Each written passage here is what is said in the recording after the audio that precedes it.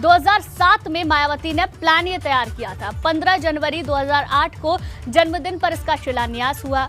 1050 kilometre लंबाई इसकी तय की गई थी। नोएडा से बलिया तक निर्माण लक्ष्य रखा गया। 40,000 करोड़ की लागत इसमें कुल मिलाकर लगनी थी। मायावती सरकार ने कंपनी को ये पूरा काम भी सौंप दिया। हाईकोर्ट के आदेश के चलते काम एक बार रुक गया। तो ये पूरा जो 14 साल का सपना था वो अब साकार हो गया है। यानी कि अब जो एक्सप्रेसवे की सौगात मिलने जा रही है, इसका सपना 14 साल पहले मायावती सरकार में देखा गया था। काम की शुरुआत भी हुई, लेकिन हाईकोर्ट के आदेश के चलते काम रुक गया और अब जाकर जो सपना था वो साकार होने की कगार पर है। आज शिलान्यास खुद प्रधानमंत्री मोदी करेंगे। 36,200 करोड़ की लागत से बनकर गंगा एक्सप्रेसवे तैयार हो रहा है। शाहजहांपुर में प्रधानमंत्री मोदी इसका शिलान्यास करने के लिए पहुंचेंगे। कनेक्टिविटी काफी बेहतर होगी, जनता के लिए बड़ी सौगात है, लोगों का समय काफी बचेगा और सबसे बड़ी बात, उत्तर प्रदेश का सबसे लंबा एक्सप्रेसवे है जो कि 75 विधानसभा सीटों पर सीधे तौर पर असर करेगा।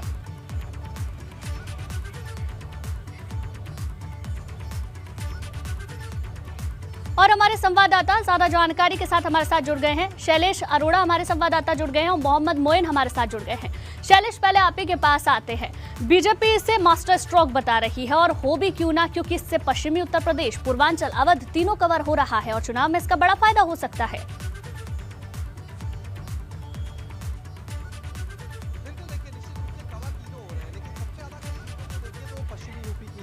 विधानसभा सीटें पश्चिमी यूपी यानी वो क्षेत्र जो किसान आंदोलन की वजह से सबसे ज्यादा प्रभावित रहा, जहां पर अगर हम देखें जब सपा और आरएलडी का गठबंधन होता है तो उसकी वजह से भी ये कहीं ना कहीं भाजपा के लिए चुनौती कहा जा सकता है पश्चिमी उत्तर प्रदेश। तो इन चीजों को अगर देखें तो निश्चित रूप से सबसे ज्यादा जो 75, जब हम सीटों की बात करते हैं इन 75 जिलों की, इन माफ कीजिएगा 12 जिलों की, तो उनमें से 36 सीटें से पश्चिमी यूपी की है। तो ये चुनावी समीकरण को अगर आप देखें तो निश्चित रूप से काफी अहम हो जाता है। दूसरी चीज, इससे पहले पूर्वांचल एक्सप्रेसवे की अगर हम बात करें, उसकी सौगात दी जब प्रधानमंत्री खुद यहाँ पर आए, तो निश्चित रूप से वो देश का सबसे बड़ा एक्सप्रेसवे साबित हुआ। सबसे बड़ा एक्सप्रेसवे है 341 किलोमीटर। लेकिन अब जो एक और एक्सप्रेसवे का शिलान्यास होने जा रहा है, जिसकी आधारशिला रखी जाने वाली है, वो उससे भी कहीं बड़ा है और देश का सबसे बड़ा एक्सप्रेसवे होगा। 594 किलोमीटर लंबा गंगा एक्सप्रेसवे।